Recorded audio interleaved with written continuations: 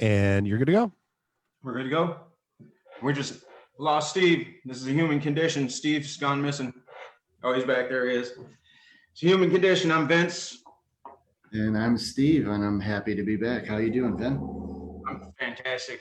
The world has gotten less and less crazy since you were gone, and seems like everybody's getting along. Oh, perfect. Perfect. You see, you didn't miss much. Are you on Reddit at all? Do you get on Reddit and talk to people? I'm on too many of these things, man. I don't even know. I know it's there. I've never used it. Yeah. So I was on I'm on a political discussion today, and I was talking to a few people, and they brought up China, some of the terrible things going on over there, and I brought up terrible things going on over here, you know. And so I talked for minutes, and then they ended up saying, you know what, you're a China shill. You're a paid China shill, the way that you're talking. People and it just blows my mind. It's like, no, I'm not a paid China shill. I just have, I'm looking at the problems that we have in the US, and I'm not worrying about China right now, this moment. Is that so bad? I don't even know what that means, paid China shill. You're a paid troll. And I think that goes to, part of the reason that we're having a real problem discussing things with each other these days, especially with social media and stuff like that. It's like, if someone says something that you disagree with, it seems like most people jump on them like very negatively and very viciously. Like, hey, you have that opinion, then you're a shill, then you're a terrible person, you're an idiot, you don't know what you're talking about. And just, they shut down the conversation so quick like that. Well, that's a great segue, and I was trying to wait for Lisa, but she'll find her way on.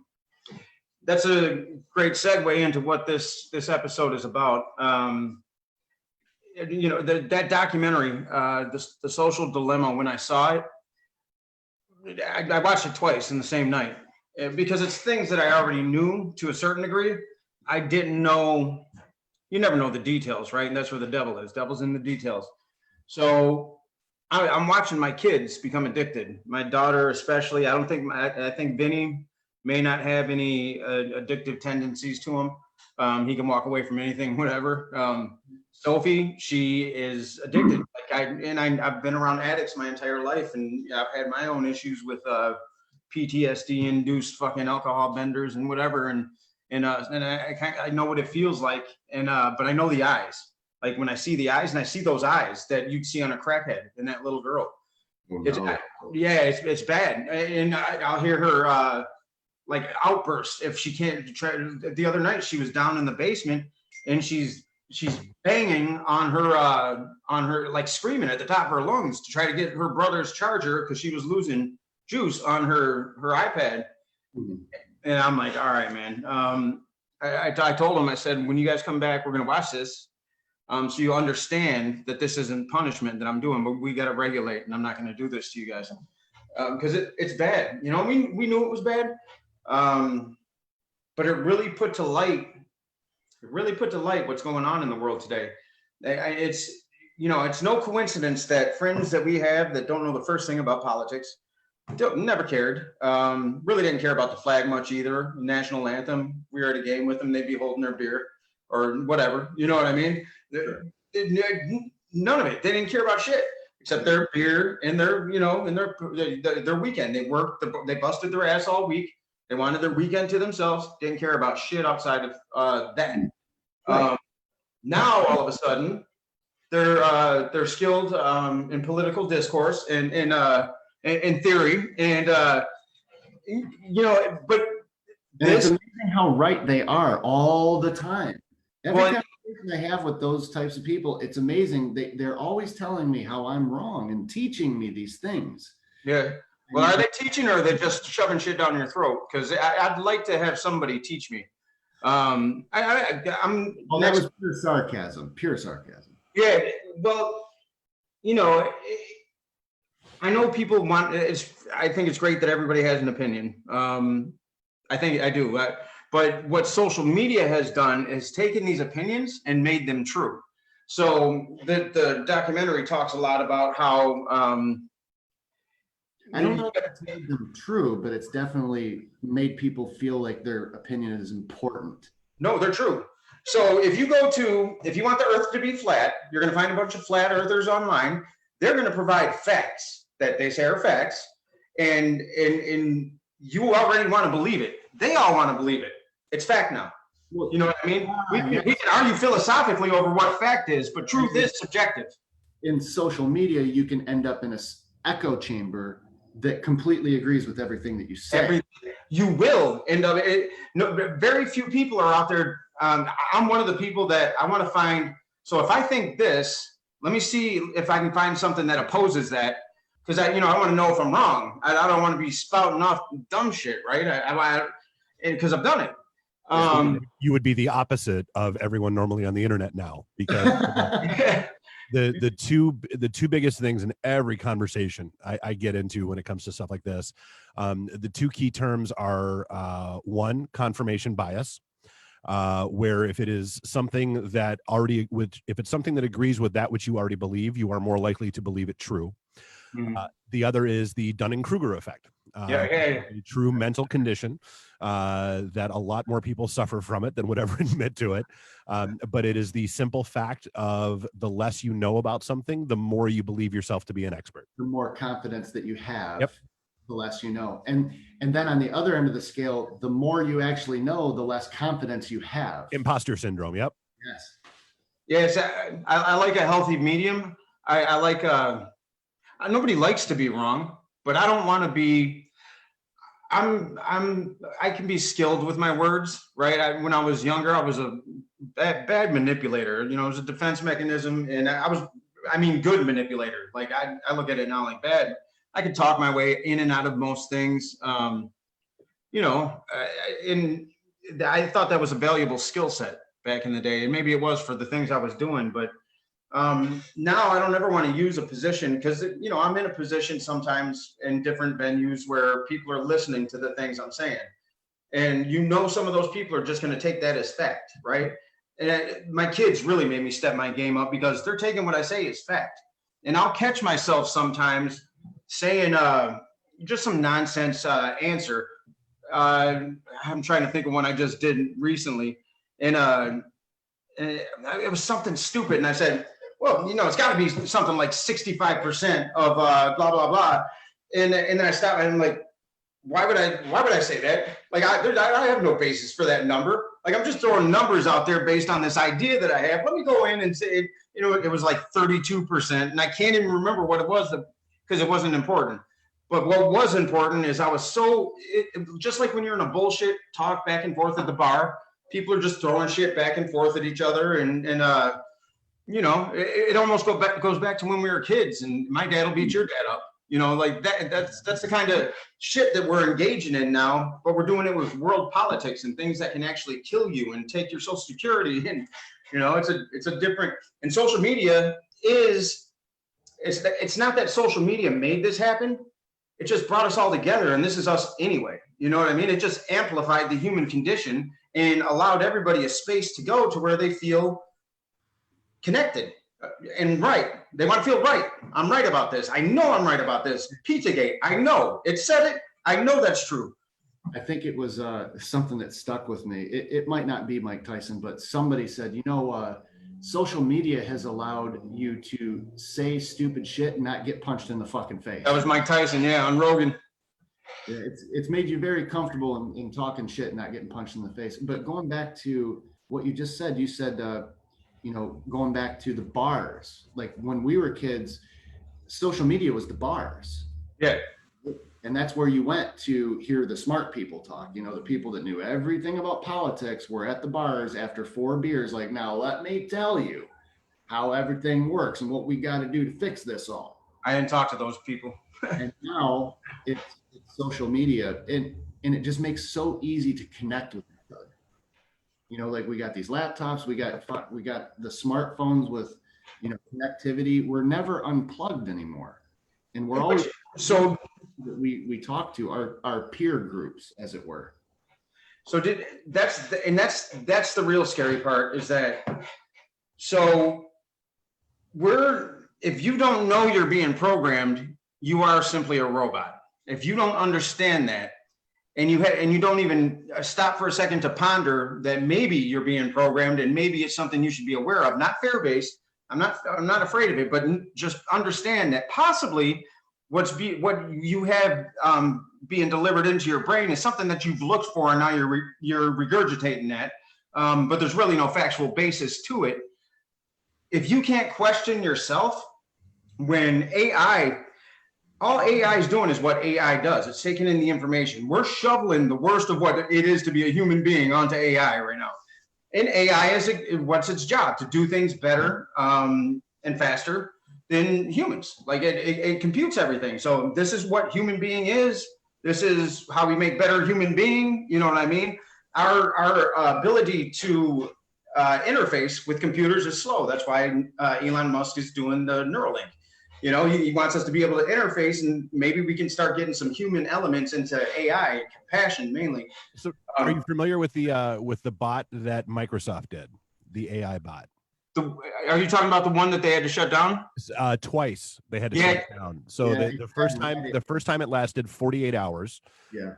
Before it started spewing just racist, misogynistic, filled crap. They took it down. They worked on it for about 6 months and re-released it, and it made it less than 24 hours. Right. And that's because they were connecting it to Reddit and some other social media site. And basically, you know, in the morning, it was able to talk like a person and be like this chat bot. And then after a few hours or a day, like you said, connected to Reddit, it turned into this racist chat bot. That's crazy, man. Glare at people and put people down. I just brought that up to Vinny yesterday before the show. Well, and then the truly scary one is Google. They created 3 AIs, two of which decided they didn't like the third one, and so they created their own encrypted language to the point where not only did it cut the third AI out, but the programmers don't even know what they're saying to each other anymore. That's crazy. That's crazy. Like we're not going to be happy until we unleash Skynet upon ourselves. That's just where this is going. It is. It really, but it really is. Like so AI is here to stay. It's not going anywhere. Everything we feed into social media and all these other platforms, but social media predominantly, everything that we're feeding in here, it's computing, it's storing, it's keeping it forever. It's looking for ways to make the information that it takes in better, to be to compute better. It's making us binary. And what we're given is a shit binary code through social media. I don't see it stopping, you know. And when you look at things like coronavirus and all the confusion, I believe everyone's out there talking conspiracy theories, because that the internet also makes it possible for conspiracy theorists to find people who believe that shit too, and they will kumbaya together, and now it's true to them. So it's making that possible. I don't think it's a conspiracy theory that AI, you know, we talk about the singularity, right? That at one point we integrate fully with AI. What we're doing, we're already a cyborg, you know, already a cyborg. They got the pocket MRI. They got the pocket MRIs that'll come out soon. You'll have your wall doctor and your toilet that takes your urine and stool samples every day. Nanotechnology that is basically going to build Mars, where it's the manipulation of subatomic particles to turn it into the atom, then the molecule, then the ultimately the substance that you want. So you can build a house, draw it up. Here's your house. It's insane. It exists. It's now. Like that reminds me of the Jetsons and the food maker thing that they had, where, you know, they just said, "Hey, food maker, make me a sandwich," and the explanation was that it took molecules from the air or whatever and assembled them into a sandwich. And that's real. Like that's so that whoever, you know, I love when the more I got into quantum physics and reading about stuff like that, I would see that, well, some of these writers for some of these goofy shows, they're really smart people. You know what I mean? Star Trek, that's somebody who's really into future inventions and knew a little bit about physics, right? Like they knew some stuff, because a lot of that's becoming true now. But you know, I read Michio Kaku, Physics of the Future, and in nanotechnology, there's huge what do you want to call them? Human rights implications.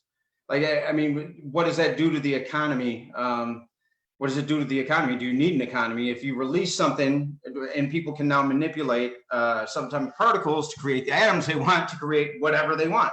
I want this house to look like this. It's like 3D printing, you know, but different, right? So, but it's doing it with nothing. A piece of that is happening right now. It happened a few years ago, to talk about the economy and how AI can affect it. A lot of Wall Street actually uses AI to do minute by minute trades, actually second by second trades. And one of the things in Wall Street is to get as close to the fiber as possible. So they have all these computers, these AIs, each company has one, these investing companies. And a few years ago, these few AI bots looking at the stock market got into a loop with each other, and they started buying and selling these certain stocks. And everybody's watching the stock market, and it started going down and down and down and losing value. They're like, whoa, what in the world happened? And they rung this bell like 3 times or whatever. And that meant, hey, everything is frozen right now. No more trades until we figure out what just happened. Because the stock market can't lose, 25% of its value in 10 minutes. That's impossible. And it turned out on the back end, it was these AIs doing millions of trades per second. And it brought down Wall Street. They had to shut it down and reset everything. And since then, they've put in safeguards to where correct me on the numbers if you need to, but if the stock market drops 5%, they stop all trading on the floor for an hour for things to figure it out. If it drops 10% or something like that, they shut it down for the day. And they're doing that not because of humans, they're doing that because of the danger of AI. So Yeah, it's affecting the economy. It's not hard to affect society when society is built on smoke and mirrors. In America with the Federal Reserve. I mean, I remember I majored in finance and minored in international business when I first went to school up in Northern. And I remember taking my first macroeconomics class. And, they're teaching us how everything gets, I'm like, hold on, who's predicting these numbers? Well, there's people that speculate. So what do they speculate? Why are they speculating? So they expect us to just take our money and invest on speculation. That's what's going into 401ks. No, that's bullshit. Well, it's not bullshit. It's the way things go. You know, me and this professor got into a back and forth. I'm like, nah, it's bullshit. It's bullshit. Something's gonna happen. That's it. That can't last. But it's so we build the computers to help us. Now the computers have all of our information. At what point do they realize humans are just dumb? Let's, do this. And the thing is, there wouldn't be any malintent.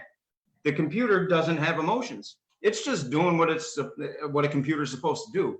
It's not angry. It's not mad. It's not malicious. You know what I mean? It's just, if this, then that. If this, then that, And it comes in when you have a code base that hits millions of lines of code. A human looking at it might say, okay, this will work. And then it doesn't work. And you look at it and you're like, I don't know why it works. Other times you look at a huge code base and you're like, I don't know why it's working. And that's the kind of code that will end up in these machines making life or death decisions. And you got to realize it's not doing it out of spite or anything, but those machines, like you're saying, might develop an attitude or develop a way to hurt us and want to do that because we lose the ability to program the damn things, or we lose the ability to understand its programming. It's a real possibility. Well, what if AI, through some form of programming, develops a sensibility that bullying is wrong, right? So it develops a sensibility, and now it targets the bullies. Now AI is going straight for the bullies, and whatever way AI would go straight for the bullies, it's going straight for the bullies. And I mean, that could happen, you know.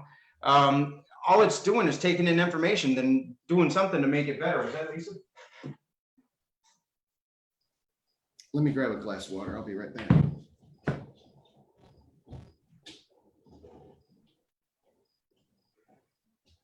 Pause for station identification. Do they do that anymore? Does anybody out there know if they do that anymore? Station identification? That's network stuff. I lost Steve. I lost the studio. It's just me and you, Kat. Just me and you. Yeah. It's in AI. AI. That's it. And one thing to know about AI is it's not like there's one AI, and it's unlikely that there's ever going to be just a central AI, because, you know, companies own these things, companies run these things, and there's Right. always going to be competitors. And there's certain types of AI that's better at one thing than another. There's a thing called a neural network, which is really good at deciphering language. There's other types of AI that are really good at predicting the future, like, you know, looking at stocks and patterns and looking at the future and predicting the future.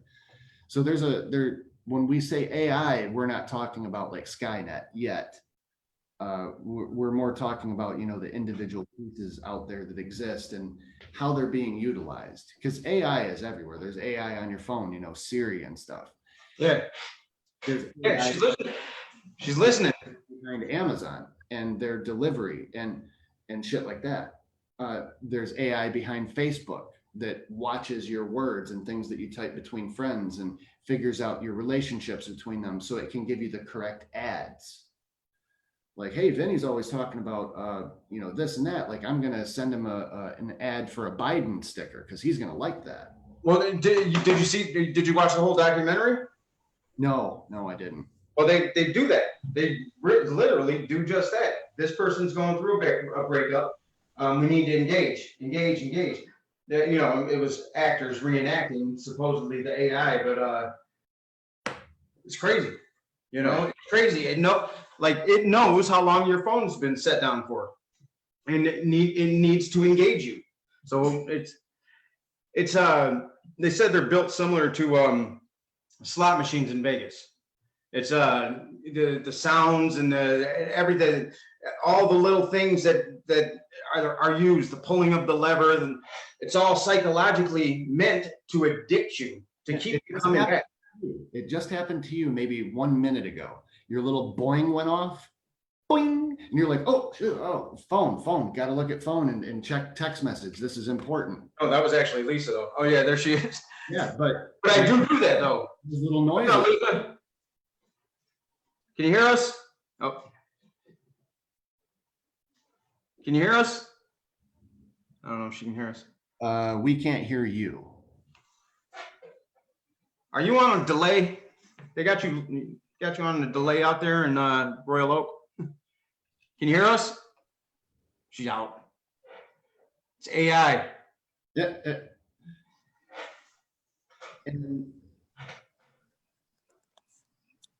And do we know? Gotta love technology. Zoom. She's back. Now? We good now? I hear crickets. Are those Can you hear me? crickets? Now I heard crickets first. I knew you were live. Well, at least you heard crickets. I'm here though. I can barely hear you, but I don't know what the problem is. Okay. You can barely hear us? Yeah, I can barely hear you. My volume's all the way up. The signal's pretty good. I can hear Vinny fine. He can hear me fine. So maybe it's from the studio to you. Or maybe it's my phone. Could be your phone. Could be your phone. What do you got, an iPhone 4? I sure don't. I just got them shits.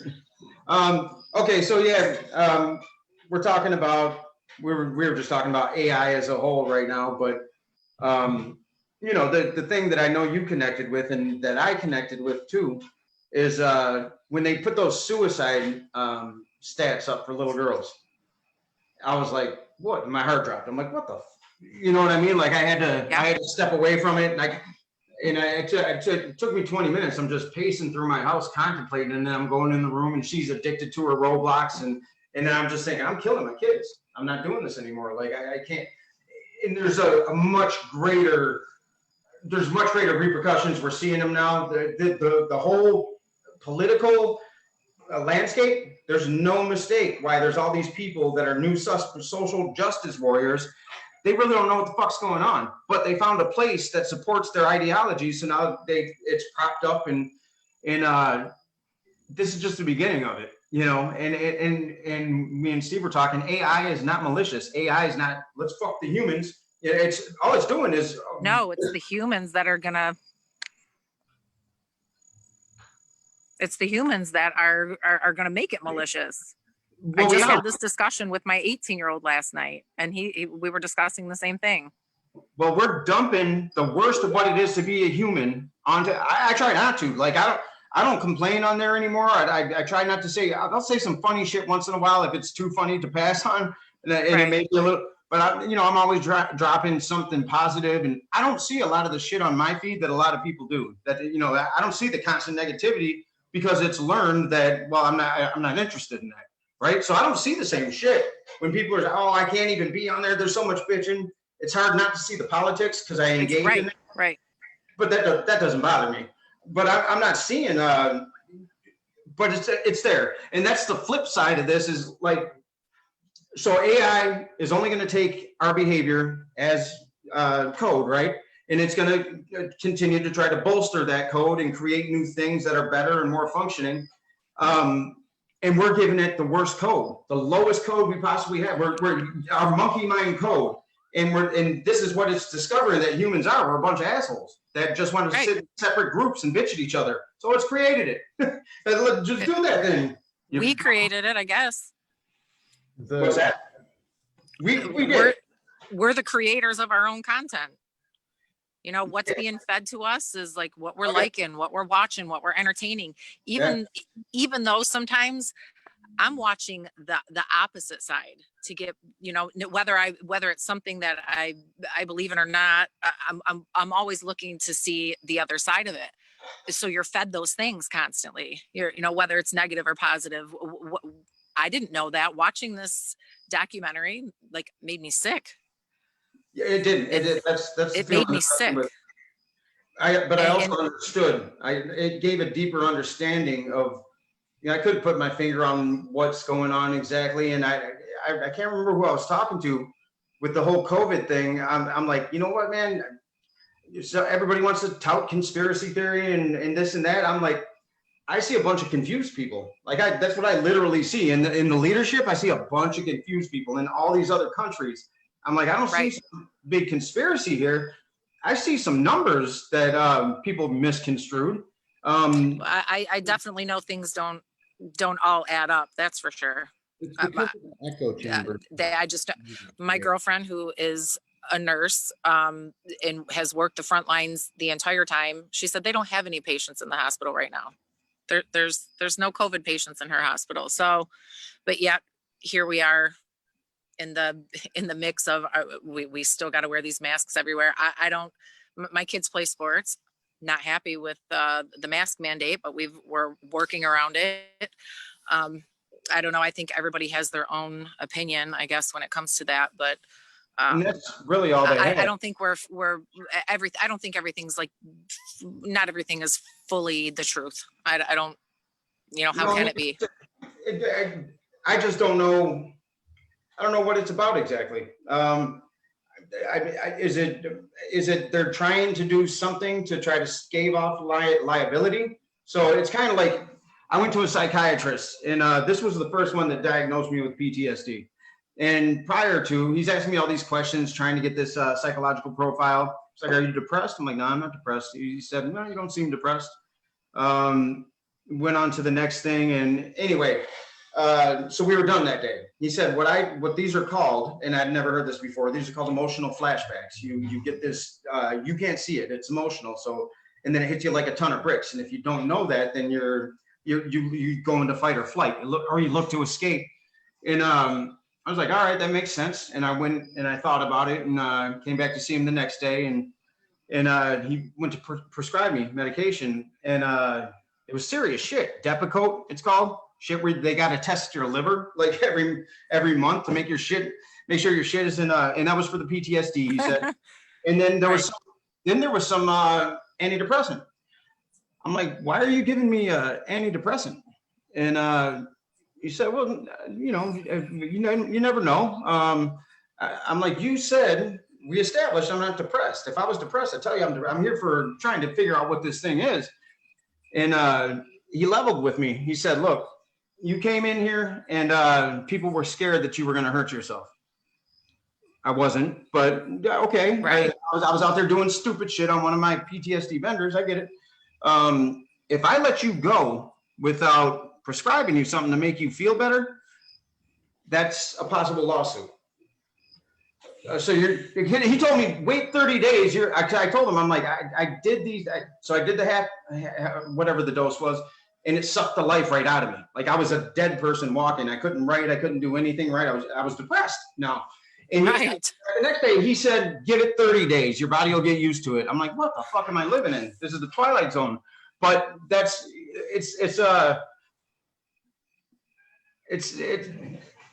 I don't even know, man. But I'm thinking liability. Like if we just if everyone's wearing a mask, then we can say we did something because we really don't know what the fuck to do. Right.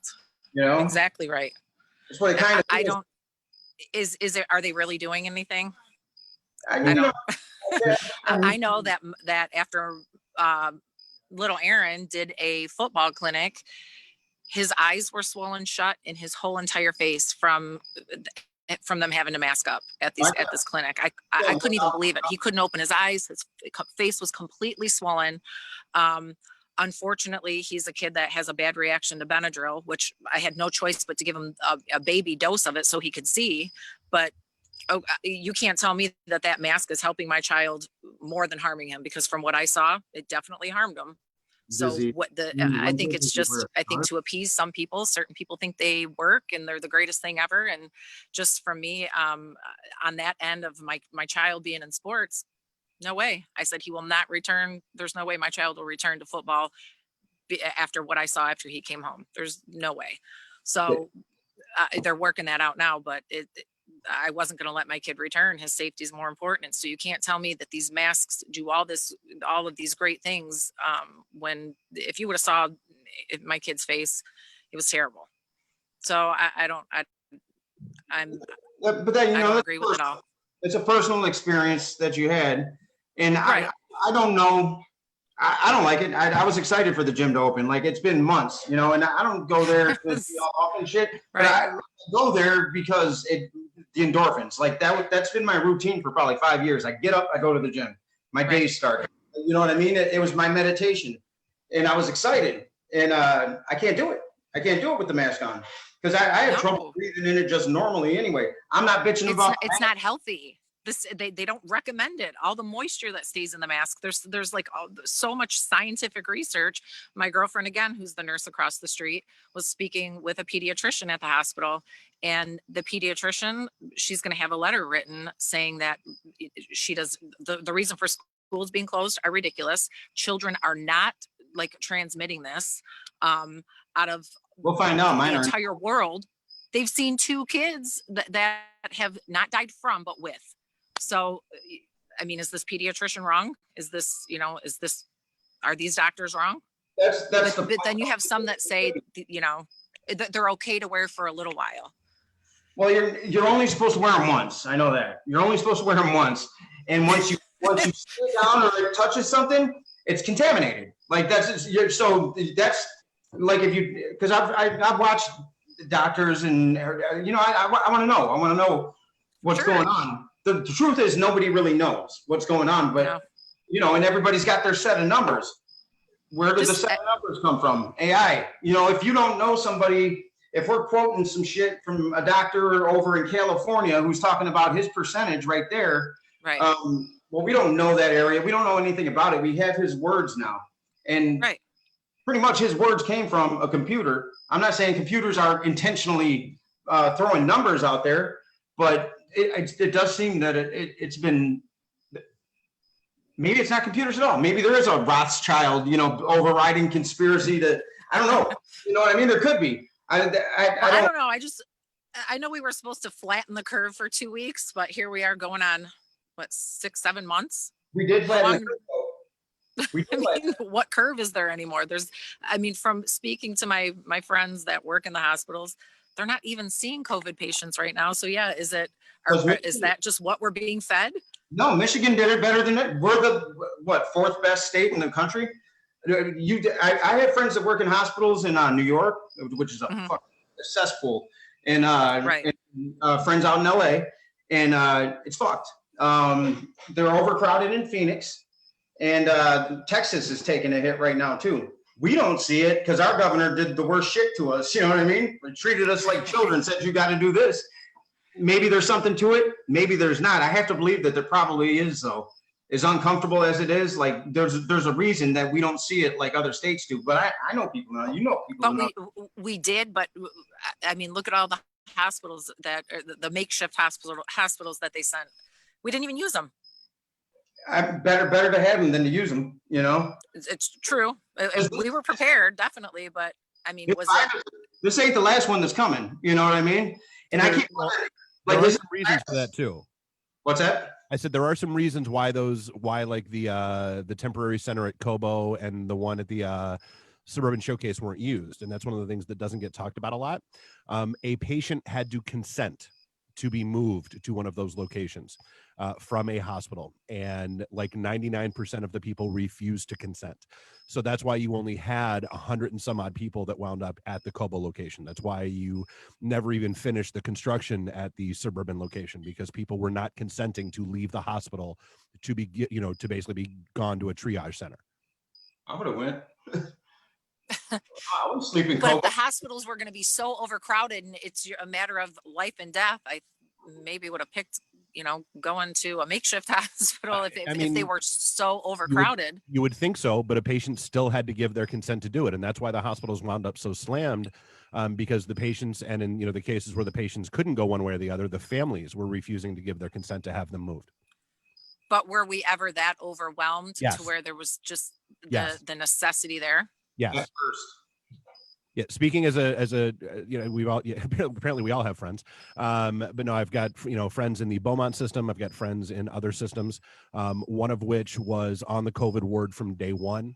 I remember about a month ago, her quote was, "Just because I've gone from putting 30 people a day in a bag to 2, doesn't mean it's great. It just means it's better." There are still cases out there. There are, and for what it's worth, you look at every model, every projection, listen to every scientist that's out there. It's about to get worse. In fact, the guy that we've got on our show every couple of weeks, he's an epidemiologist. He's an infectious disease expert.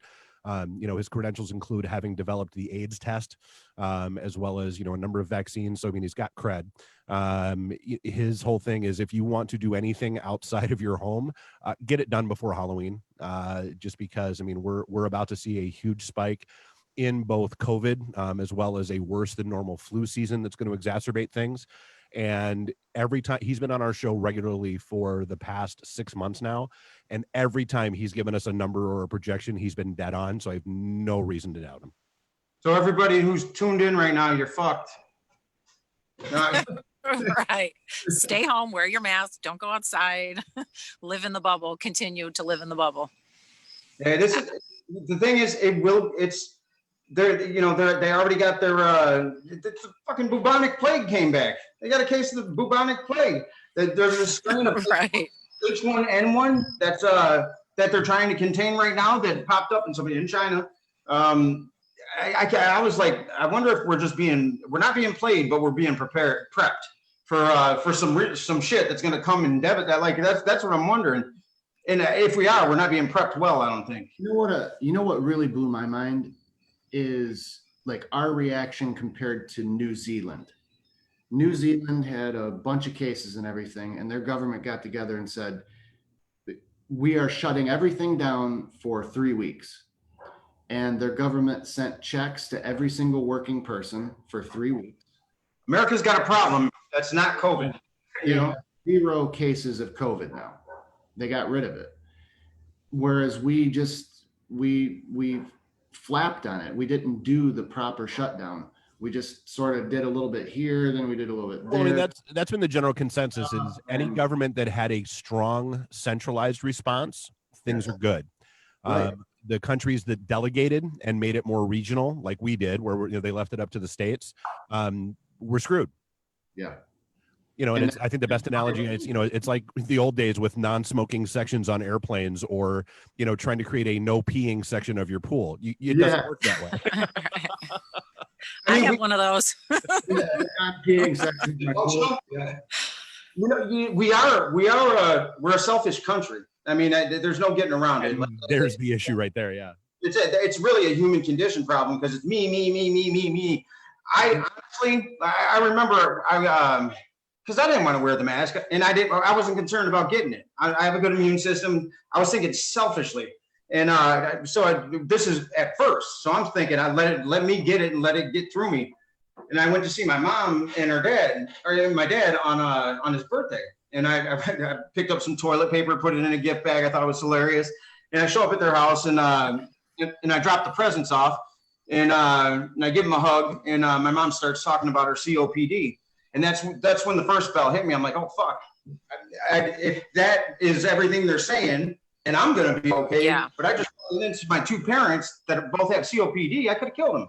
So then I started thinking, but that still didn't break the selfish, because I was at the bank 3 weeks later and I'm not going in there with a mask on. I'm fine, blah, blah, blah, blah, blah. They had just started mandating the mask, but they didn't for me for some reason that day.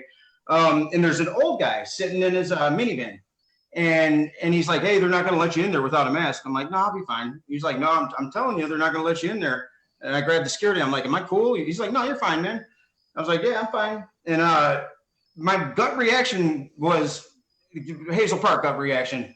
You can tell me to do anything. I didn't say that to him, but I catch these things when they come to the surface now. And I'm like, no, shut the fuck up. What are you talking about? You know what I mean? That was the gut reaction. You're not going to tell me what. You're not the boss of me. You know what I mean? Not the king of you. So I went in there and I walked out again. And when I got out, the guy then got out of his minivan to go into the bank. And then that never left me, because I was like, he was genuinely afraid that this person without a mask, and he was in the he was in the age range where he's susceptible. He was scared. So and that's when I started saying, you know what? If I can't take 2 minutes and put a mask on so that guy can sleep better at night, no matter what my science thinks, then I'm a fucking asshole. You know what I mean? Yeah. You're an asshole. No, people are genuinely scared, and there's people that definitely can't handle the disease. It's for sure, and I respect that. I wear a mask at the store. Does it give me anxiety? And by the time I'm checking, it does. I'm not gonna lie. But do I do it? Yes, I do, because I understand there are people with compromised immune systems. But at first, the same as you, I was like, I'm not wearing that mask. Whatever. I'm in and out. I'm healthy. I'm fine. But once you start thinking of the other, I mean, it's you got to think of other people, and everybody says, tell the sick to stay home, tell the elderly to stay home. For sure. Stay away from them. That's what Sweden right. tried. But it's you definitely, there has to be consideration to other people. Not everybody can stay home. The whole thing sucks. This goes back to the whole AI thing and numbers being misconstrued. Don't know that they are intentionally, but just like you can have an idea, a conspiracy theory, a Pizzagate, a QAnon, or whatever the fuck that is, or you can have whatever you have in your head. Flat Earth, Google it. There's going to be people there with their facts, right, that don't exist anywhere in the world of science, but they exist. So if you have a political agenda, right, and you want to find a set of numbers, you're going to find your people. There's going to be people with that ideology, because I know from doing business plans and being in creative finance in the film industry, if we want to make that look like a sellable film, we have the studies, we just won't talk about the studies that talk the other way about it. And that's not, but that goes for everything. So But there's something that you said that I think needs to be addressed, and that is you use the word fact. They're facts. No. They're opinions. There is a difference between an opinion and a fact. Yeah, we know that, but they do not know that. Why? Well, but that's the thing, is that nobody calls them on it. Yeah. So a fact is something that is provable and is, can run through the scientific method and be proven out. An opinion or a theory, and honestly, that's why I think there's so many issues with people believing, not believing, wondering, not wondering, wanting to mask up, not wanting to mask up. We've never seen science play out in real time before. Yeah. We've never seen Right. that. It's corrected. Play out every day.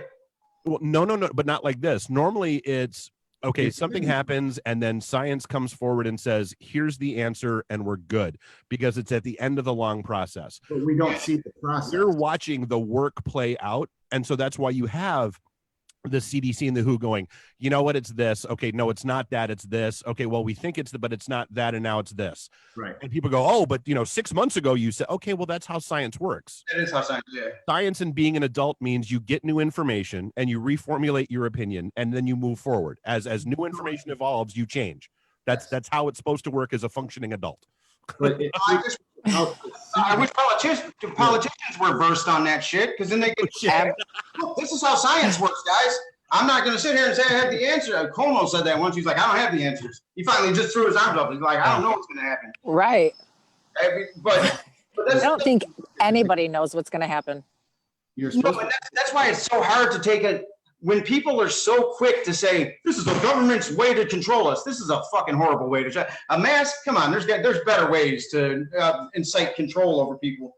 But people are so quick to believe We're whatever. staying in our homes and Well, it's shame, man. I mean, it's not, people are losing jobs. The effect on the economy, the economy was going to collapse anyway. As a business owner, I'm not happy with this. Let's be clear. Like, this is, I would much rather have Us in there. studios and all of our things up and running, but like our Royal Oak location still closed. Why?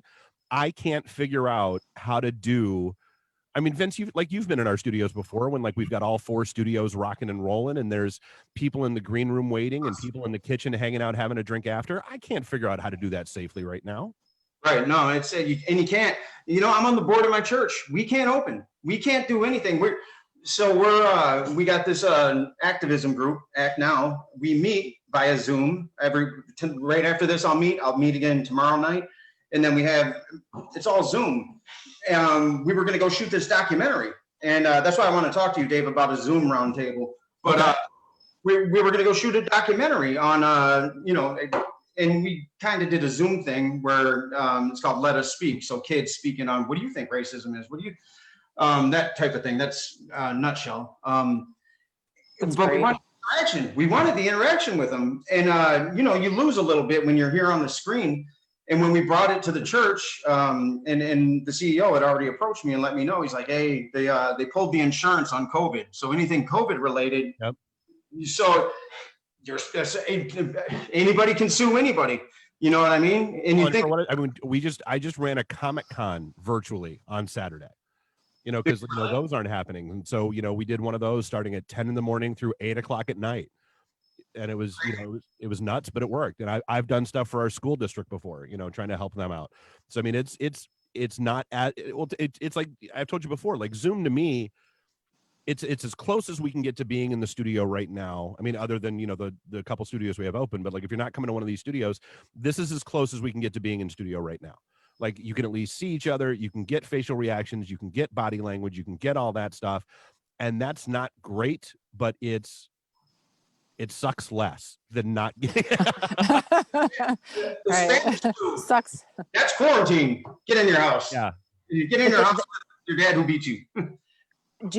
The effect that I think that this is having on the kids, though, like I'm homeschooling all 3 of my kids. My son's, Tyler's at Michigan State.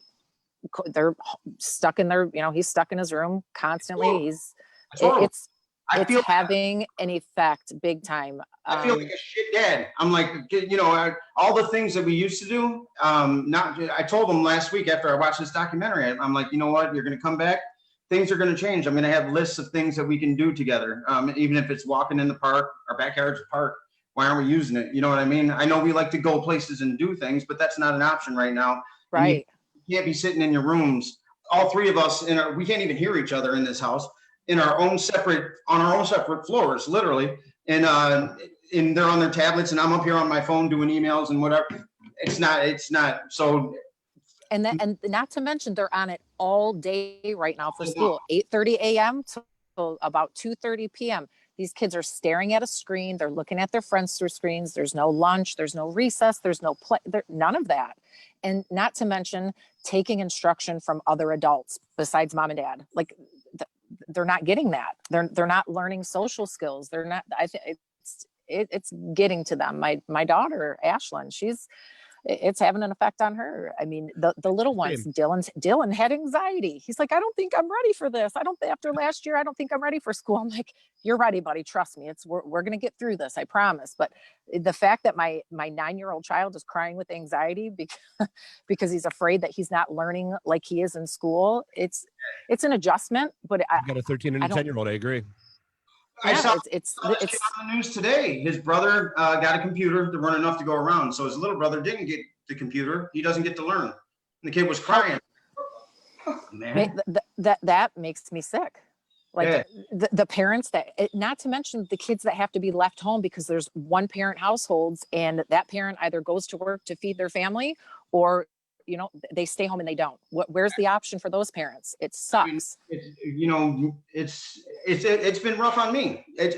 I operate from a different mindset. I believe everything happens for me, not to me. I'm all Mr. Spiritual. So whenever something hits me, I'm like, all right, there's a lesson here. How can I elevate? You're a much better person than I am.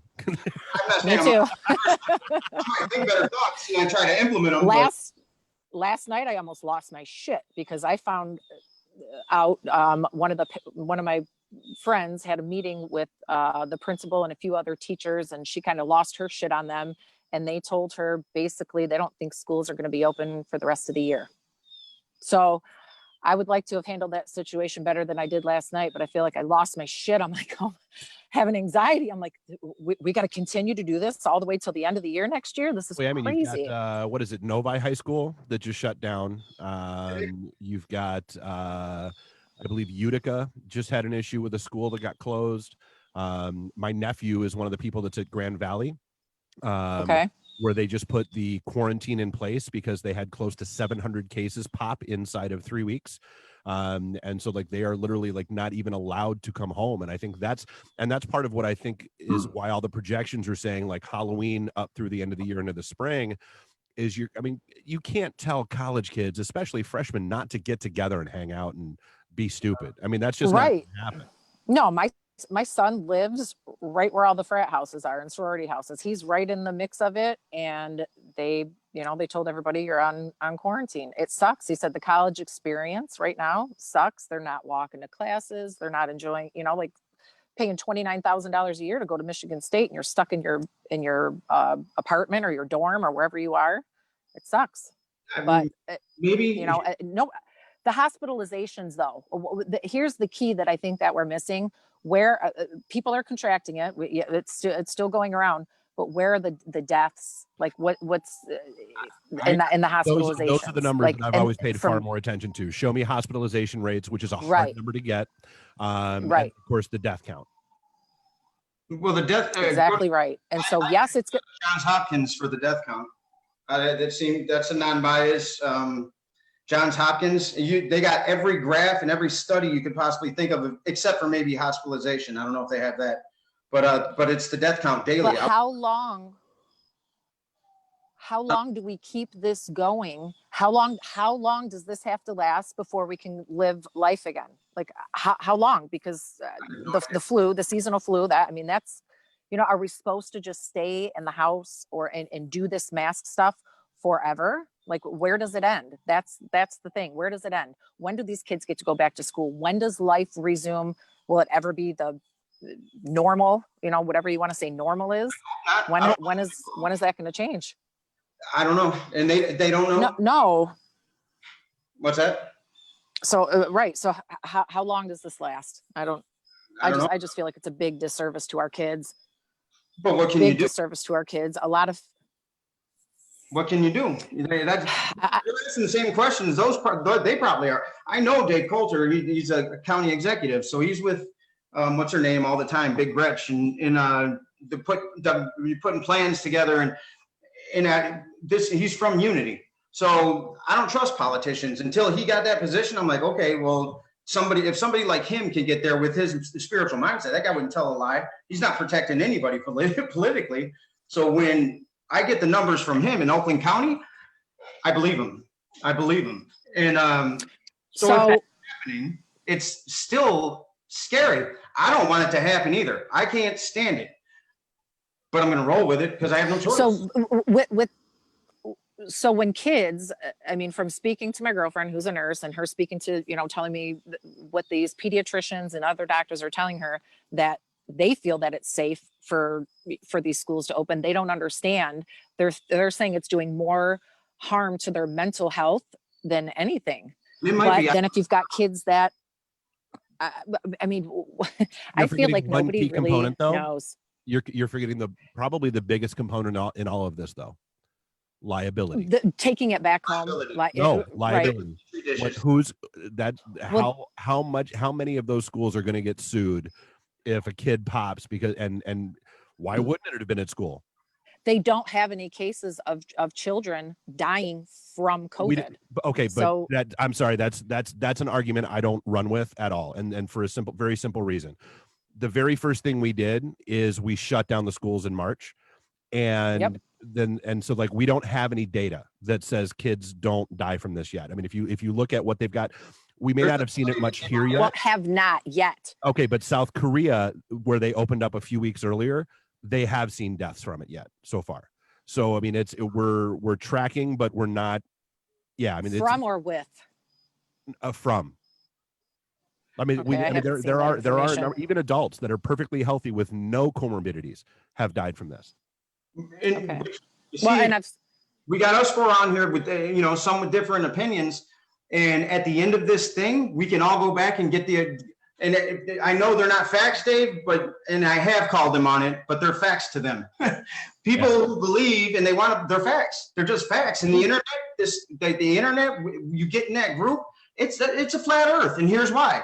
Well, whoever believes in a flat Earth obviously has never owned a cat, because a cat would have pushed everything off the side by now. That's how I counter that. No, but that's good. Touché. Hey, I've got another show coming up, but if you would like to, I would love to get Fred, our infectious disease guy, hooked into a show for you. He is outstanding and phenomenal. Like the last show he did with us, he came armed with all the slides that he had just given at Harvard the week before. It's outstanding to watch him do his thing. And like I said, it's no politics, no spin, just the raw data. It's amazing. Yeah, can you give my number? Or? Yeah, absolutely. Okay. All right, cool. That'd be nice. Yeah, Terry Gordon, he's a doctor at our church. He just did a thing last night. Had to be Zoom, but next time he does his thing, I'll let you know. I got these guys waiting to come in studio, so I got to get rolling. All right, keep sending your comments and questions. Take care. All right, I'll see you. Steve's gone. He fell off the flat Earth.